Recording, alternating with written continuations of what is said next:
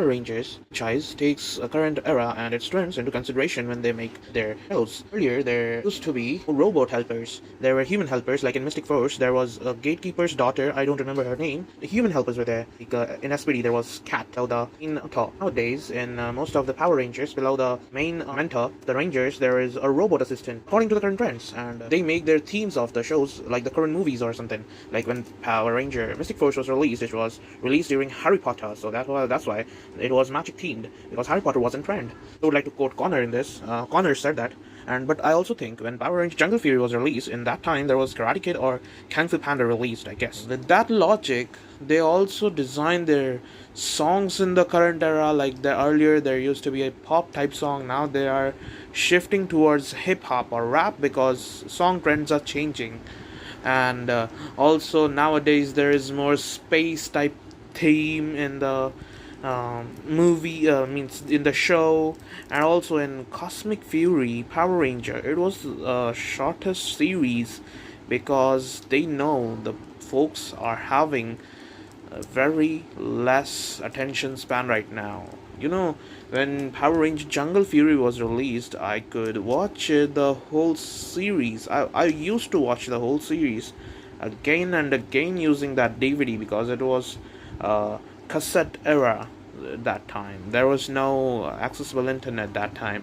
But nowadays, even watching a short form content is a big deal. So they know that. So that's why they made the short series right now. And also, they bring back the legacy with first movie was Mighty Morphin, and the last movie nowadays was also Mighty Morphin's Once and Always. That was the OG series, I guess. So they take trends into in the Morphos were according to the trends. Like when there was Power Ranger Jungle Fury was released, the sunglasses were a real trend for style and fashion. Then when Harry Potter was released, so magic wand became a new fashion. So yeah, they introduced fire wand in Mystic Force. Then there are mostly cell phones in the Power Ranger Morphers because yeah, cell phone are a real big deal in most of the trends right now. And there were watches in Morphers, which are also a common accessory, so they keep those trends in mind. And also they believe that Ranger superpower should be hidden, which is a true thing. Like, yeah, most superheroes hide their identity because maybe people can attack them when they are or not in the prime, or maybe use them as baits, or use their people as baits and all that stuff. And also they in Power Ranger Jungle Fury, it is most relatable because there is a family of 3 friends, which is mostly highly relatable. Most of the 3 Power Ranger stuff is totally OG, because with exception of Mystic Force, obviously, because they have really 5 contrasting characters in them. So in most of the 3 Power Rangers, like Ninja Storm, Dino Thunder, Jungle Fury, they were total crazy Power Ranger seasons for real. So in Power Ranger Jungle Fury, there were 3 characters, and 3 had polar opposite characters, but complementing each other. Like Casey was a little new to the game; he was unexperienced, but so that was relatable. There is always a person in a family who is just totally unexperienced in things, totally carefree of the things. And there is a guy like Theo, who is a Blue Ranger, also who is, and that trend is also maintained in most of the seasons. Like Blue Ranger is always that serious, perfect guy who chases after perfection, and sometimes see things in a not in a lower vision. He doesn't see the complete picture of a thing. And there is a person who is just always positive and try to become a bridge and connect these two characters. The Yellow Ranger, mostly sweet characters are in the Yellow Ranger, and Red becomes the captain mostly because in most of the life, who is ready to learn, he is most capable. Because even if you're perfect, if you're not ready to learn, then your graph has stayed stagnant. So that's the problem. And also, in Power Rangers, there was uh, it is totally relatable, but it is not like hyper idealistic till now.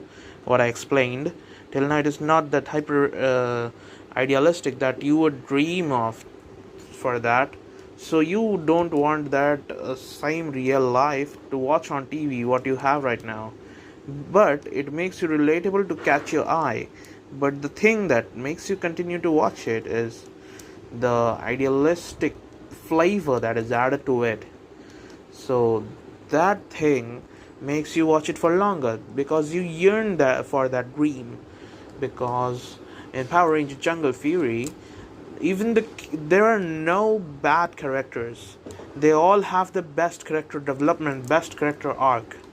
Like they are having their ups and downs, and things are going just so super smooth.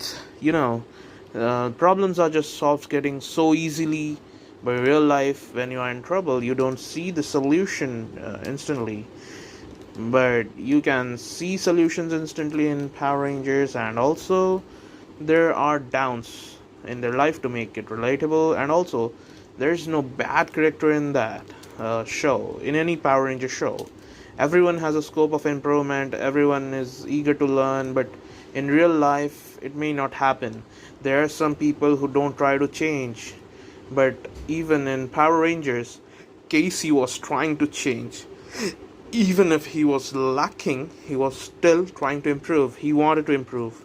He wanted to be better. So that makes it idealistic, because no character in that is bad, and it is not that same in real life. In real life, there are weird people who don't like to change, who are just who they are, and become way weirder. So yeah.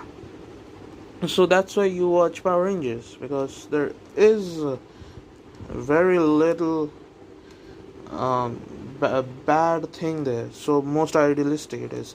And also there are the villains also have their character arc, which is hyper idealistic, because it rarely happens that the person in the deepest pit of evil is getting out of it, like improving totally. That arc is highly impossible, nearly impossible in real life, and that too without a situational jerk, means a situational breakdown. That's totally unreal. That attracts you more, because like in this story, Jared and Camille, they came up, and also it was a bit of romanticism, but yet kid friendly, because until you are not an adult you would not notice that thing.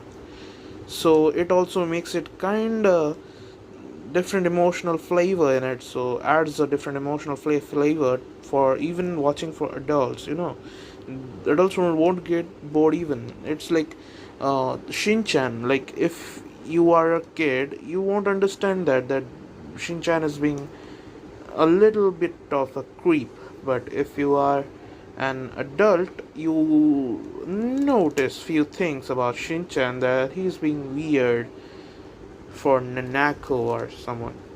You know, you get that, right? So Jared and Camille were a little involved in romantic stuff, but they also came out of from the heavy pit of evilness into a really good being, which is hyper rare in real world. So you love that idealistic thing, so that's why you watch, right? So here we conclude part 3, and I don't know if I would make further parts, but Let's see what we do ahead. Bye. Thanks for watching. Bye, guys. They also have outfit design as such, like in Power Rangers Jungle Fury, they had a suit that was really agile and fast. It was light, but in Stick Force, it was more focused on play-steady, majestic look, beauty, and a little heavier. And even in Cosmic Fury, they used holograms and a morphing thing because it looked futuristic and a constellation-style transition.